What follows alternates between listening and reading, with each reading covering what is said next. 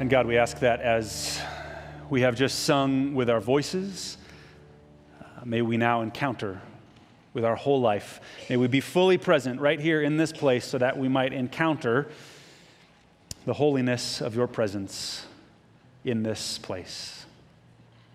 I pray this in the name of the Father and the Son and the Holy Spirit. Amen.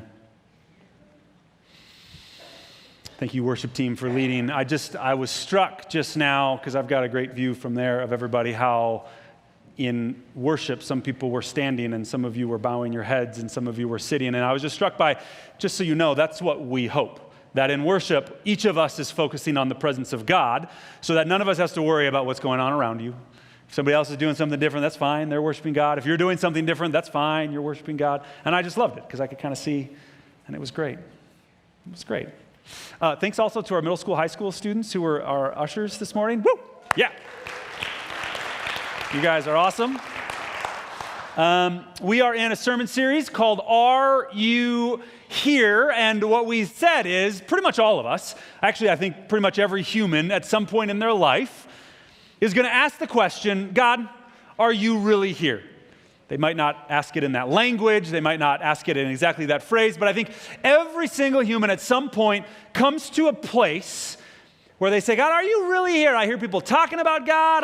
I've read books about God. I've seen other people live their lives for God. But God, are you really here? And we're going to try to answer that question by reading through the story of Exodus. The story of Exodus is about God's people, the Israelites.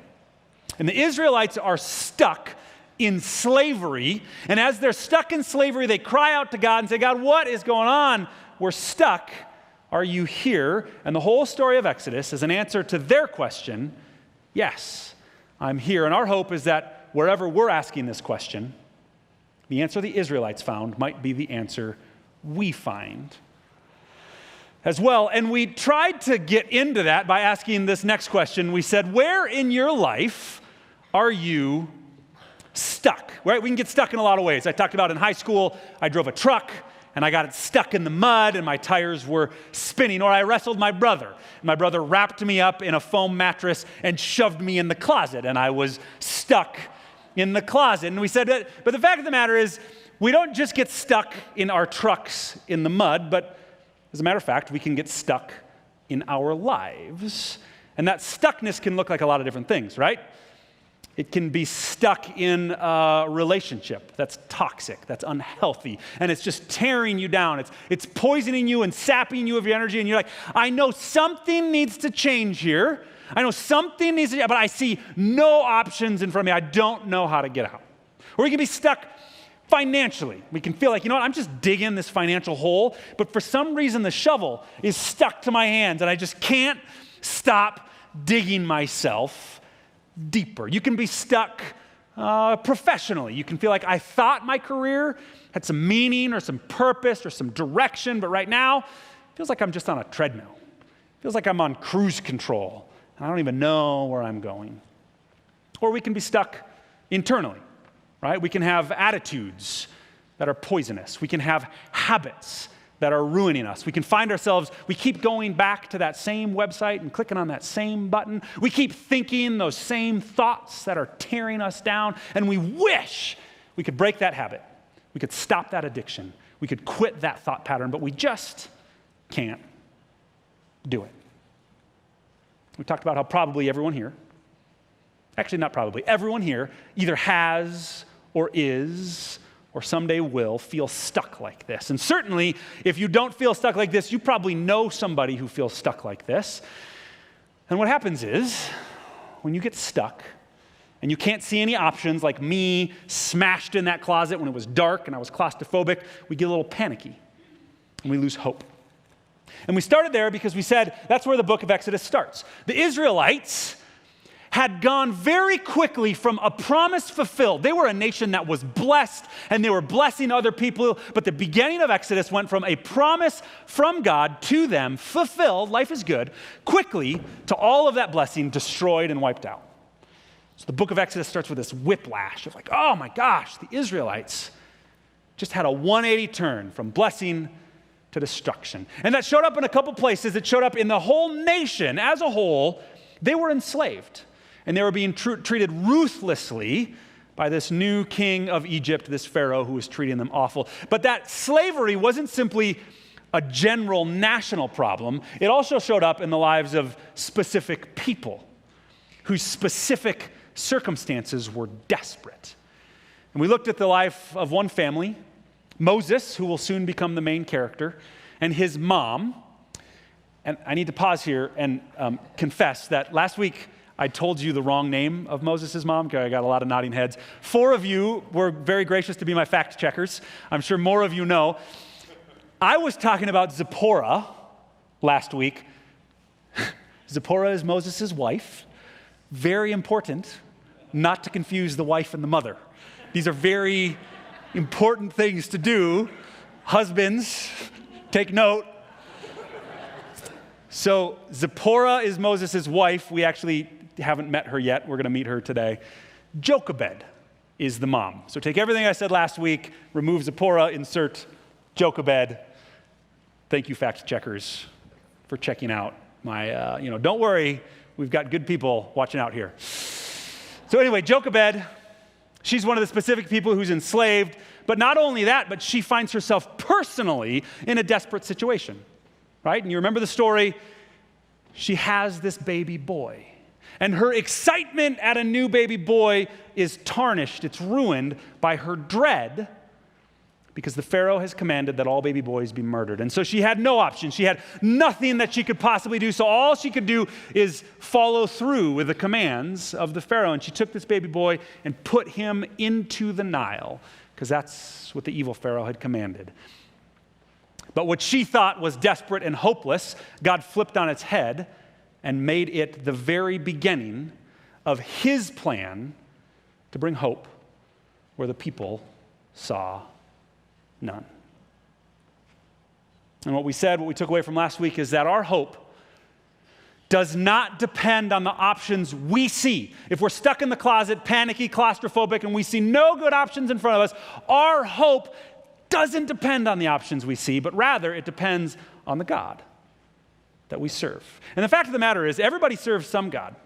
You might serve the God of money. You might serve the God of self-interest. You might serve the God of power. Everybody serves some God. But if you serve the God of the Exodus, then you serve a God who, regardless of what you see, can and will bring you hope. And hope is powerful. I forgot to make a slide for that one, but it's in your program notes. Hope is powerful.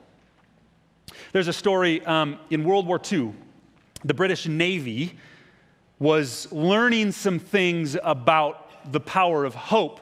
They were finding that their boats, their ships, their warships in the war, they would get hit and sink, and all the sailors would go overboard, and they'd be grabbing onto their life rafts and their life vests. And the British Navy was gathering all this data, and they were finding, they would count up all the survivors. It's this gruesome task. And they saw this profound trend. A disproportionate number of sailors who survived were all of the older sailors. And the British Navy was saying to themselves, I don't know if this makes sense. See, because if I were to guess, I might guess that the stronger, more fit, better, more athletic, stronger swimmers of the younger sailors, I would guess they might survive better. They might be able to swim longer, hold on tighter, hold in. But what the British Navy concluded was they said, you know what? It's not actually about whether you're a strong swimmer. It's whether or not you have the hope that comes from experience. And they said the older sailors are surviving better because they have more hope gained from their experience in life. That's actually the story that led to the creation of the program Outward Bound. Now it shows up in schools. It's a leadership curriculum. They do wilderness trips around the world. It's one of the world's leading leadership training organizations out there. And it all started when the British Navy said, we need to train people to persevere through difficulty so that they can grow in the character of hope. And so the fact of the matter is, hope is powerful. It's powerful to literally help us hang on and survive, as opposed to give in and drown. And so here's what we're going to try to do. For 10 more weeks, today and then 10 more weeks, we're going to read the story of the Exodus. And we're going to see the way that God showed up and brought hope to a hopeless people so that we might, in our lives, in the lives of our families, in the lives of our friends, in the lives of our community, so that we might find the same hope that the Israelites found, so that we might be able to endure to the end of where God is leading us. Does that sound good? I think that's a good thing. So we've got this great video. We watched the first minute and a half last week. It's from thebibleproject.org. If you want to write that down, go to thebibleproject.org, search for Exodus. You can search it on YouTube. You can just search it in your web browser. You'll find it anywhere. They've got these phenomenal summary videos of every single book of the Bible, plus these phenomenal little videos about many different biblical themes. It's a great organization. Check out this 1 minute, 10-second review of where we've just been and where we're going today. Now, Pharaoh, he is the worst character in the Bible so far. His kingdom epitomizes humanity's rebellion against God. Pharaoh has so redefined good and evil according to his own interests that even the murder of innocent children has become good to him. And so Egypt has become worse than Babylon from the book of Genesis. And so now Israel cries out for help against this new Babylon, and God responds. God first turns Pharaoh's evil upside down as an Israelite mother throws her boy into the Nile River, but in a basket. And so he floats safely right down into Pharaoh's own family. He's named Moses, and he grows up to eventually become the man that God will use to defeat Pharaoh's evil. In the famous story of the burning bush, God appears to Moses and commissions him to go to Pharaoh and order him to release the Israelites. And God says that he knows Pharaoh will resist, and so he will bring his judgment on Egypt in the form of plagues. Then God also says that he will harden Pharaoh's heart. And so we're introduced into the next main part of the story, the confrontation between God and Pharaoh. The challenge we faced when we were writing the sermon series is that Exodus is 40 chapters long, and we have 12 weeks. And while I really wanted to just stand up and read 3-point chapters every week, I decided maybe not to go with that exact route. So we're trying to use this video as a way to kind of fill in the gaps week to week. However, there are a couple gaps that even that video filled out. So here's the way the story goes. We met Moses, and at the end of last week, we met Moses, and we were very excited, right? Because Moses was miraculously saved, and we're like, okay, the hero is on the scene, and now we have great expectations. What's God going to do through the hero? But in the intermediate space between Moses being saved and then growing up and coming to the burning bush, a few things happen. First of all, there's this story, read it in Exodus 2. Moses, he's now the son of the Pharaoh's daughter. He's an important person in Egypt. And he's walking around, and one day he comes upon an Israelite and an Egyptian, and they're fighting with one another. So Moses steps in, and the implication, well, I don't know the implication. Moses steps in, and he says, hey, you guys should stop fighting. Well, the fighting doesn't stop, and Moses ends up murdering the Egyptian. And so our hero has his life kind of tarnished as Moses messes with murder. I got super alliterative here. Sorry about that. Moses messes with murder, and he gets super scared because the king is apparently mad at him. So then he flees to Midian. Now, it's just going to keep going from here. Just wait for it. Now, you have to capture this because Moses was in the center, the cultural, political power center of the world is where he was just living. And Midian is meant to conjure in our minds backwater, middle of nowhere, nothing of significance happens in Midian. So Moses messes with murder and gets scared and flees to Midian. And while he's there, he marries a Midianite. Yeah, there you go, yeah. And so we should feel somewhat poignantly the tension that the author just put into this story. We met the hero, and the hero was rescued in a powerful way, and now the hero is out in the middle of nowhere. He's starting this new life. I'm sure his wife was a wonderful person. I'm sure the shepherding he was doing was very important, but it seems to be completely sideways motion to the direction that we thought the plot was going. And we know what that's like to be in a season where it feels like all of our energies are spent on sideways motion, right? Like there's a lot of motion, but there's no actual movement in the direction we want to go.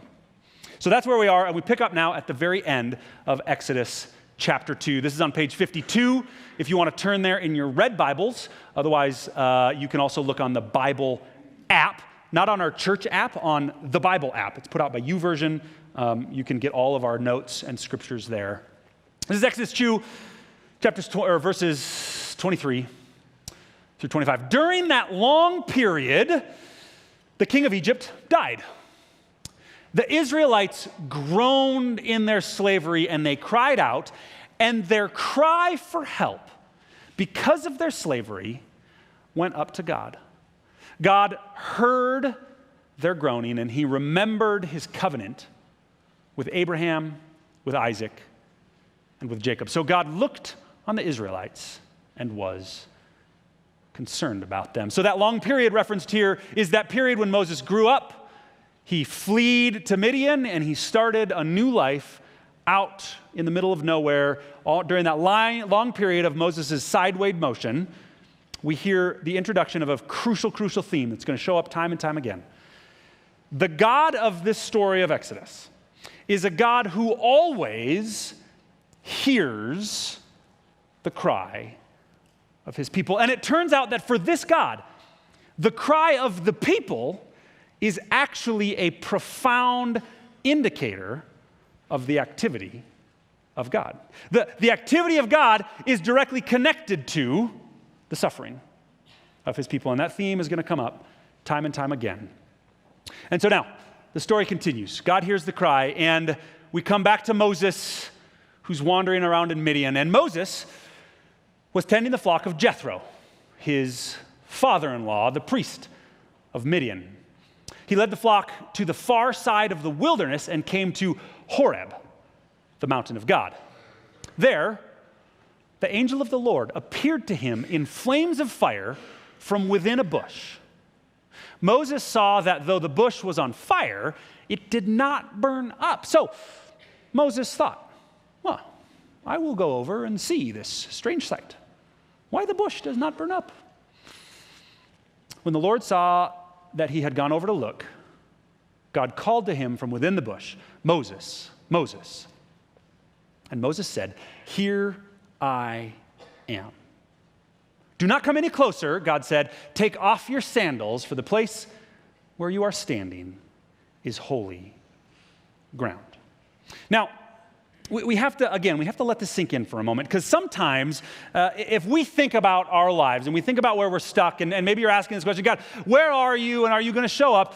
Oftentimes, for me at least, what I find is what we envision is something like this image that will come later in the story. We envision something like Mount Sinai. If you know the story of the Exodus, you know a little later on, the Israelites are going to be around Sinai, and there's going to be these incredible pyrotechnics. There's going to be these booming voices, and everybody in the whole region's going to be aware of it. And sometimes when we're stuck, we think to ourselves, can't I just get this grand, massive, powerful, beautiful moment? But here what we get is not only first that Moses is in the most mundane, middle of nowhere situation. He's tending his flocks. Nothing against farmers. I mean, thank you, farmers, for tending flocks. It's wonderful. But I think the story is meant to indicate that he's literally just wandering around. He's on the far side of the wilderness. The wilderness is a place of chaos and evil and discord. Nothing good or meaningful ever happens in the wilderness. He's exactly where you'd expect nothing to happen. And that's precisely where God shows up and calls him. But not only is he exactly where you'd expect nothing to happen, on top of that, when God first speaks, it seems as though Moses is a little clueless. I mean, this sentence, I will go over and see this strange sight. Why the bush does not burn up. I think it's purposefully trying to indicate to us that Moses is kind of scratching his head. He's kind of like, what's this little thing? What do we got going on here? And that, to me, is a little comforting. The hero of the story, in the climactic moment, I mean, he's looking at the presence of God. And it takes him a few beats before he really figures out what's going on. So if, like me, you've ever felt a little clueless and maybe you're a little ashamed about how clueless you might be sometimes, that's okay, because one of the most central figures in all of Scripture started out completely clueless. The story continues. God's like, all right, I'm going to have to work a little harder to get this guy's attention, because clearly, Moses, you're not quite picking up on it. So God says, this is holy ground. And then he said, I am the God of your father, the God of Abraham, the God of Isaac, and the God of Jacob. At this, finally, Moses, Moses hid his face because he was afraid to look at God. The Lord said, I have indeed seen the misery of my people in Egypt. I have heard them crying out because of their slave drivers, and I am concerned about their suffering. So, I have come down to rescue them from the hand of the Egyptians and to bring them up out of that land and into a good and spacious land, a land flowing with milk and honey, the home of the Canaanites, Hittites, Amorites, Perizzites, Hivites, and Jebusites. And now, the cry of the Israelites has reached me, and I have seen the way the Egyptians are oppressing them. Okay, so God finally gets Moses' attention. Finally, Moses comes around, clues into what's going on. And God then says, all right, Moses, I want you to know what's going on here. And God reveals to us the purpose of God in the whole story of the Exodus. He says, I have heard them crying, so God says, I have come down to rescue them. And we can imagine at this point, Moses' head sort of perks up, right? He goes, oh, wait a minute. Okay. Oh, I see. Oh, you're the God of Abraham, Isaac, and Jacob. Oh, I know that story. I know that you're the God that brought Abraham from nothing to a great nation. I know that you're the God who brought Abraham from having no kids to having many kids, and not only having many kids, but taking those kids from nothing and raising up Joseph so that he was second in command over all of Egypt. You brought the Israelites from a nobody to a somebody, and you blessed them so that they were a blessing to all people. And Moses is like, oh, I know this story. Oh, this is so awesome. And God, you're going to come down. Oh, this is really, really good news, God. You are going to come down. I'm excited. And here's the next thing God says. So now, go. I am sending you. God says he's going to come down, and the way God says he's going to come down is by looking clueless Moses in the eye and says, Moses, I am sending you to Pharaoh to bring my people, the Israelites, out of Egypt. But Moses said to God, hold on a second. Who am I that I should go to Pharaoh and bring the Israelites out of Egypt? Do you remember my relationship with Pharaoh? We're not on good terms right now. This is not a good plan, God. Pretty sure you picked the wrong guy here, God. And God said, I will be with you. And this will be the sign to you that it is I who have sent you. When you have brought the people out of Egypt, you will worship God on this mountain. Moses said to God, suppose I do go to the Israelites. Let's just suppose for a second, hypothetical. I'm not saying it's going to happen. We're not admitting this is going to, but let's just suppose for a second that I do go to the Israelites and say to them, hey, the God of your fathers has sent me to you.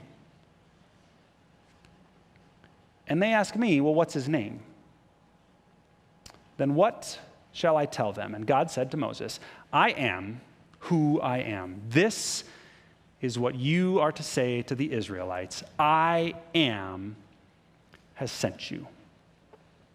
And so we get this great story because Moses, he's in what we would have to call a very unexpected place.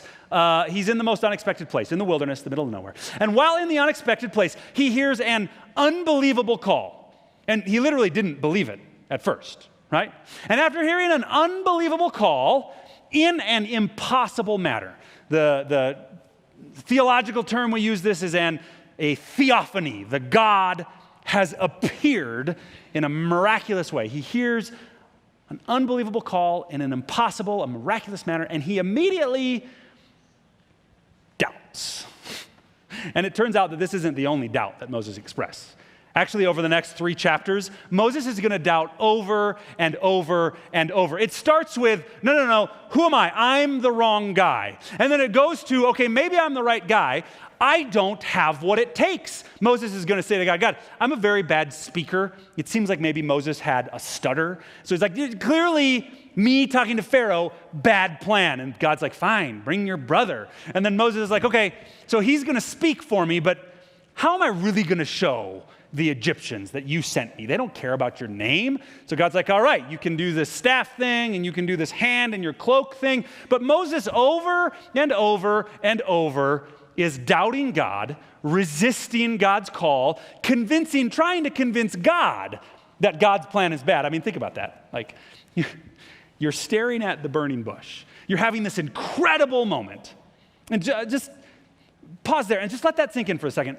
When in your life have you had what you would call an incredible experience with God, right? Maybe not everybody has, but I bet a lot of us, we've had a moment and we're like, oh man, that was a profound experience of God's presence in my life. Think about that moment for a second.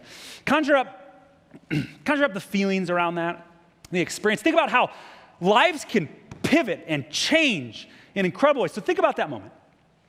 And imagine you're in that moment right there. Oh man, God's presence is powerful and it's here. You're staring at the burning bush and you're like, excuse me, God, I've got a number of questions because I feel like you're really not executing a very great plan here. It's somewhat ridiculous how much Moses doubts, resists, and kicks against the call of God. But actually, it serves as a great encouragement because what it says is, if you, like Moses, doubt, your doubt does not disprove God's call.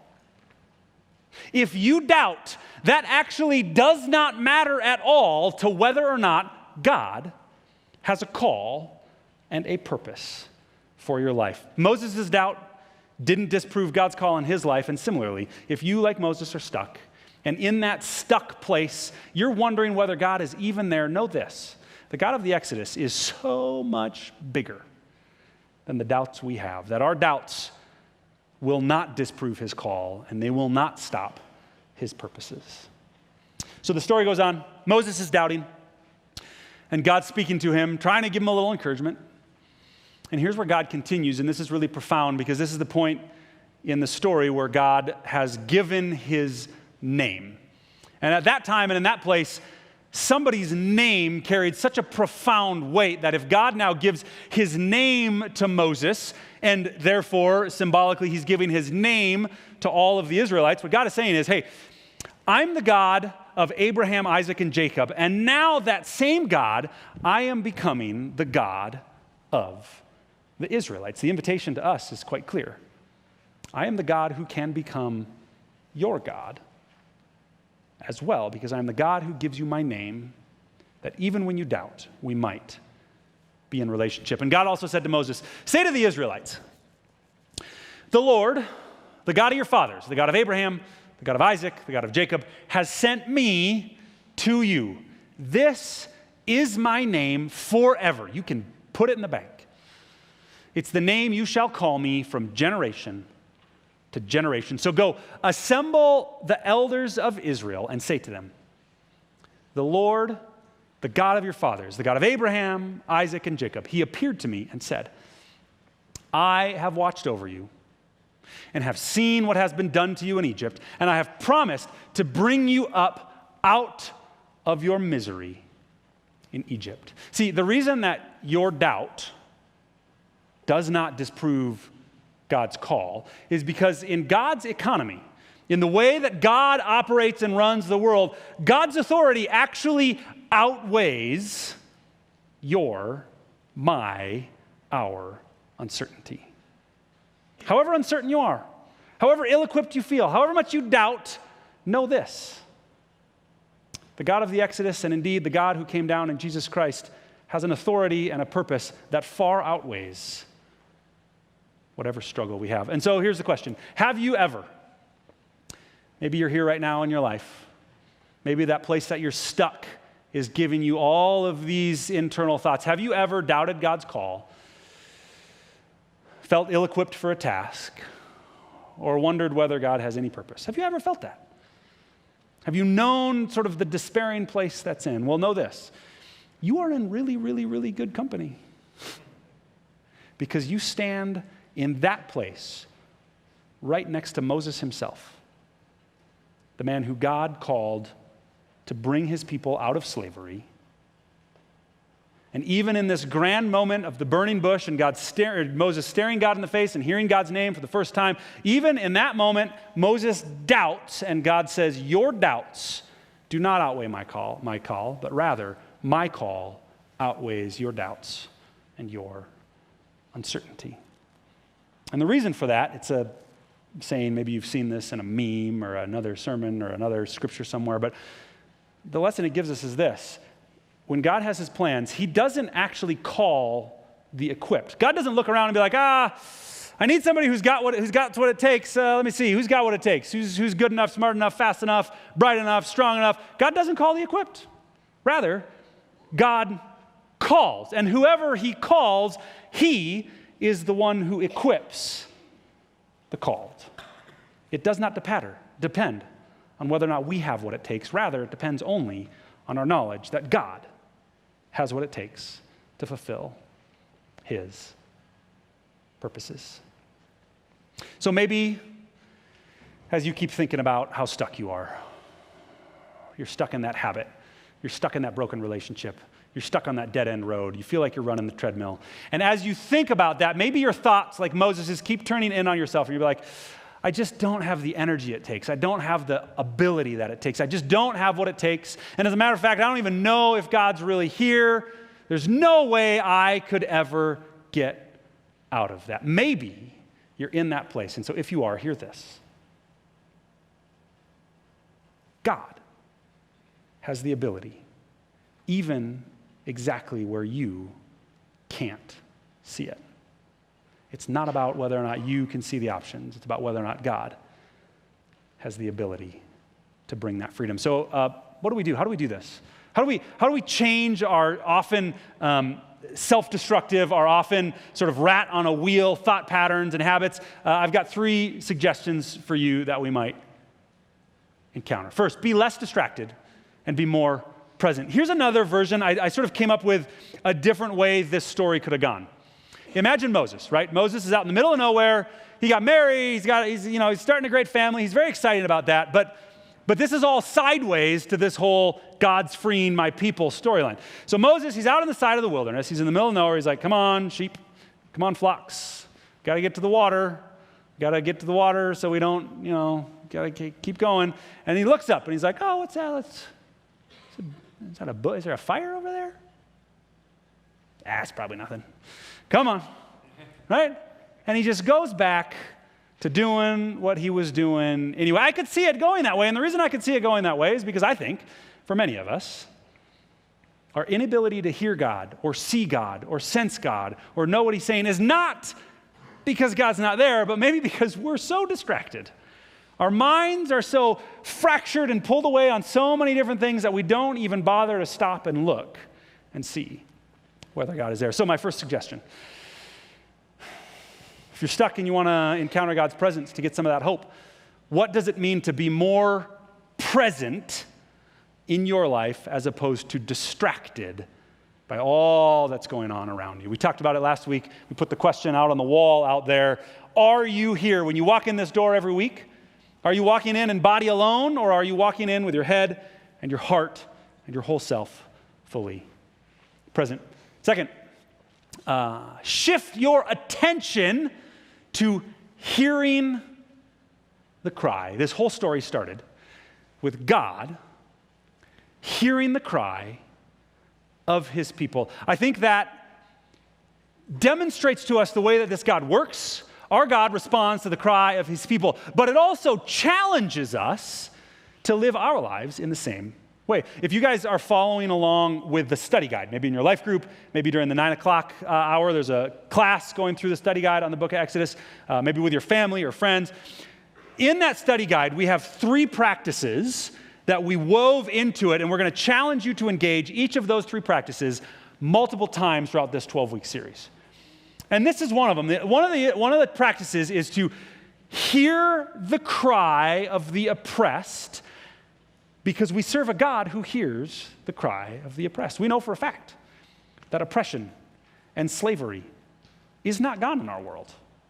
Yes, Christians, Jesus followers have made great strides in bringing freedom to oppressed people generation after generation after generation. Arguably, greater strides than any other segment of the human population. The church has fought for this freedom, and yet the problem persists, even increases. So what is it in our lives to shift the attention maybe off of ourselves and our own worries, maybe off of the distractions of our lives, and instead say, if I worship a God who hears the cry of the oppressed, then I'm going to be a person who puts my attention on the cry of the oppressed as well, because we know for a fact that is where God is present. Third,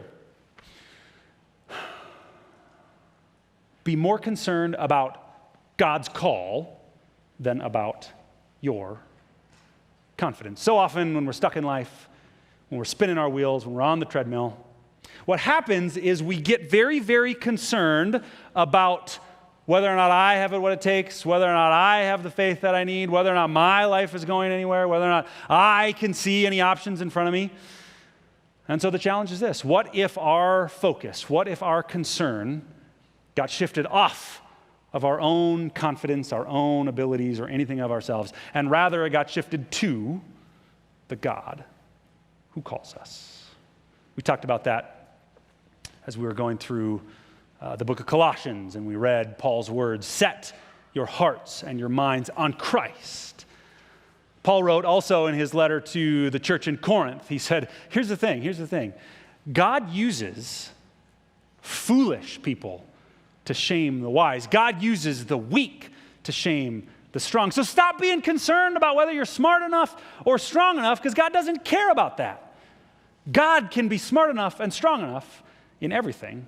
All we need to be is willing to stop and pay attention to him. So back to our question, where are you stuck? And like Moses, maybe in that place, your thoughts and your heart attitudes, they turn in on yourself so much.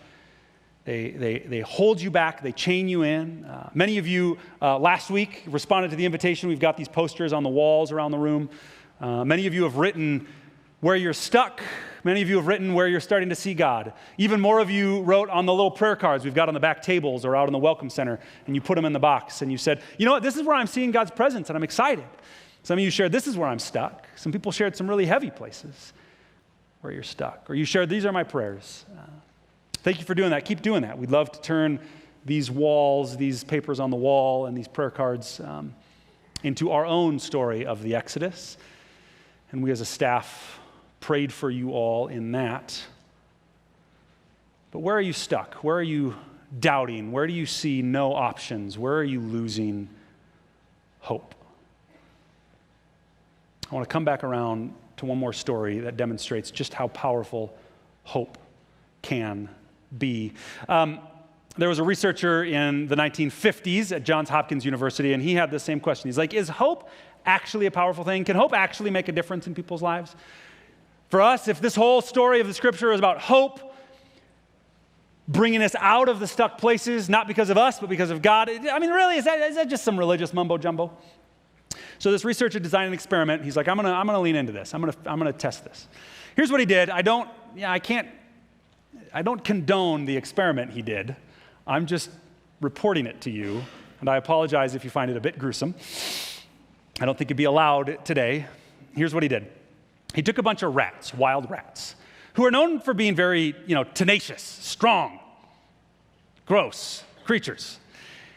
And he took almost 100 of them, and he put each one in a little glass jar of water, and he let it drown. And he timed how long it took the rats to drown. Yeah, it's terrible. It was just awful. But we're going to go somewhere great with it. It starts really gross. So he drowns 100 rats, and he figures out how long they can survive. And he finds out, somewhat shockingly, the average rat can only survive 15 minutes before it drowns. Some drowned after 2 minutes. Some made it, 30 minutes.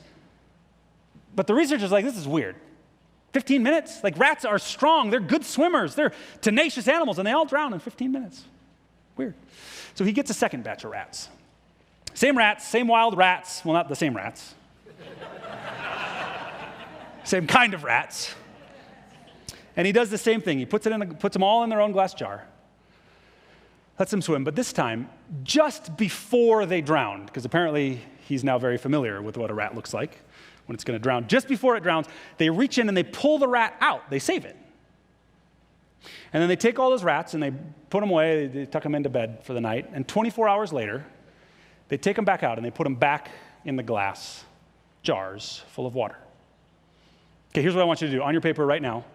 Same rats, right? The first time, they could only swim 15 minutes.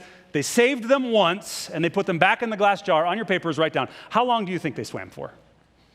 I've been asking a bunch of people this question. Some people are like, let's say an hour. Some people are like, let's say 4 hours. That'd be really incredible. The rats swam for 3 days. 72 hours, 80 hours, some of them more than 90 hours. All because one time